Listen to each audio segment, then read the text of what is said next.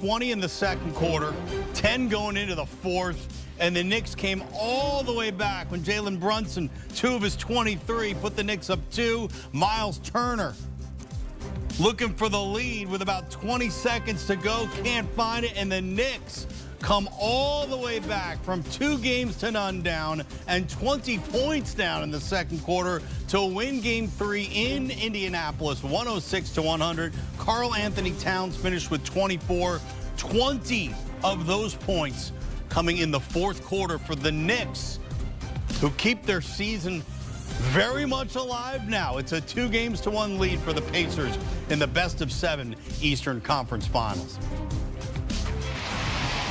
And for more on a wild Game 3 in Indy, we say hello to the coach, Avery Johnson, and Bill Ryder from CBS Sports. Coach, I'm starting with you. How did the Knicks come back to win this game? It looked like they were dead to rights. Well, it wasn't really just about a comeback. Let's look at the totality of this game. Let's give Coach Tom Thibodeau credit for inserting Mitchell Robinson into the starting lineup. Because when you insert him into the lineup, obviously they're not in the bonus, shooting free throws early in the quarter.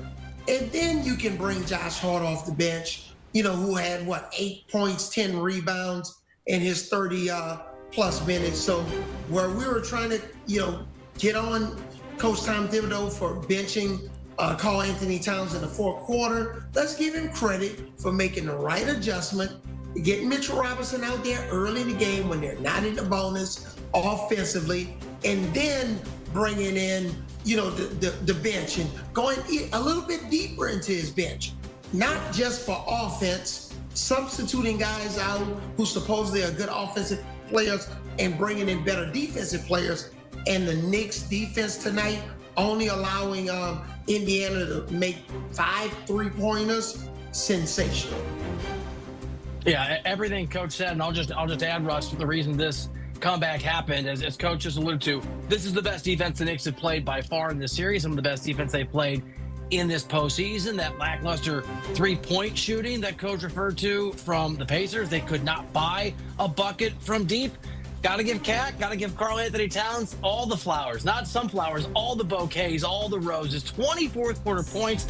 And then I just think it turns out that strategically speaking, I'm going to go deep on the analytics here, guys. Apparently you have to be down 15 to 20 points in this series in order to be able to win the game. That apparently also is a part of the factor here, because nothing makes sense anymore when it comes to leads, especially with and against these two teams. Well, look, and the flip side of that, and we could have asked the same questions, and I'm sure we were doing it for the Knicks after games 1 and 2. But Avery, look, Jalen Brunson was in foul trouble, sitting on the bench. Couldn't really shoot for most of this game. Really struggled from the floor. How did Indy find a way to lose this game?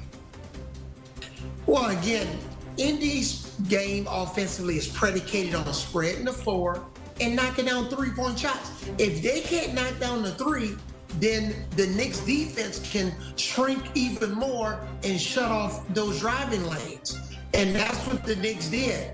And because, Indiana's offense is predicated on, especially if Miles Turner's at the 5, spreading the floor, spreading the Knicks out. Obi Toppin played well. He was a plus 19 in 14 minutes. I'm glad for the Knicks that he didn't play more than 14 points because he did a nice job. But again, when the Indiana Pacers can't knock down a 3-point shot, similar to the Boston Celtics, that's the kryptonite to the Knicks. That helps the Knicks, actually, and that's the kryptonite to the Indiana Pacers offense when they can't spread the floor. And guys, I think another interesting through line to everything that Coach and I have been talking about is the fact that I know it's not technically a closeout game, but it's hard to close out series. It is hard to win those final games. Obviously, this wasn't that, but if the Pacers had won this game, this series is done and dusted. Even though it's only would have been 3-0, it's over. You know it's over. I know it's over. The Pacers knew it was over. And I thought, for all the reasons Coach was talking about, they started to get tight there. Their offense really stagnated in that fourth quarter. You could feel not just the momentum and the excellence in the defense and the shot making of the Knicks, and they get credit for all those things. But I think the weight of the fact that the Pacers were basically on the brink of being up 3-0 against the New York Knicks, they had all but guaranteed themselves a berth in the NBA Finals. I think some of that came to bear on this game, too. Hey, Bill, one more thing about Karl Anthony Towns. Is he awake now? Is he, in this series? Is this giving the Knicks sort of the juice now to think like, hey, it's 2-1, everybody's winning on, the opposing team's court. Game 4, is that Cat's game to shine, even like coming off a fourth quarter that he just had? I mean, absolutely. And by the way, I don't want to get too carried away, and coach has played in these things and won these things. So, I'm just doing this from a distance. But I was thinking about how well Cat played and how remarkable that performance is with your season on the line in the fourth quarter.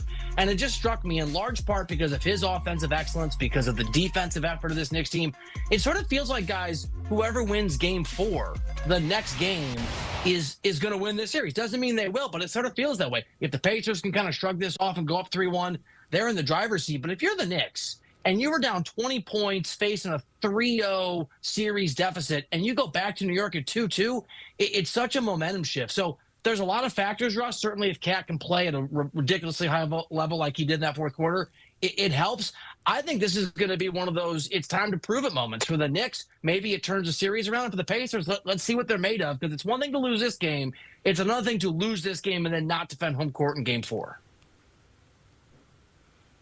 When you look at the Knicks, they shot 90% from the free throw line. And the reason they shot 90% from the free throw line, I'm going to reiterate something. Mitchell Robinson didn't attempt a free throw tonight. And when you get him in early in the first and the third quarter, and then once you get in the bonus, sub him out.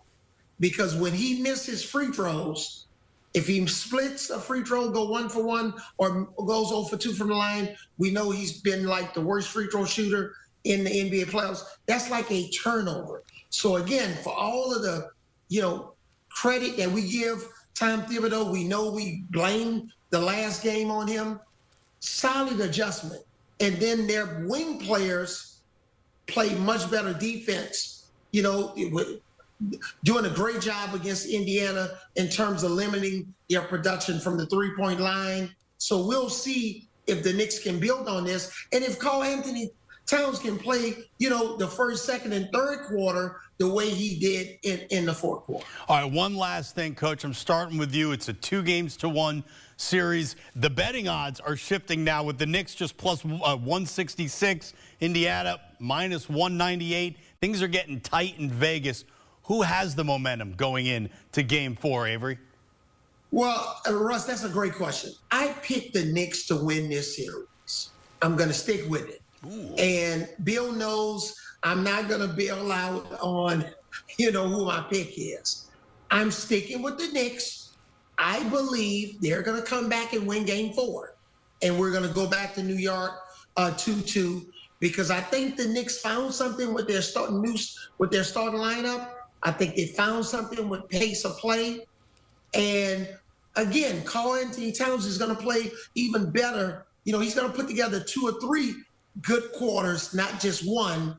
And I think the Knicks found something with their rotation to really try to slow down the depth of the Indiana Pacers. I am similarly stubborn, but I'm just stubborn on the other side of the equation, because I wrote back in February over at CBSSports.com that people weren't paying enough attention to the Pacers, and I've been sort of pushing this on the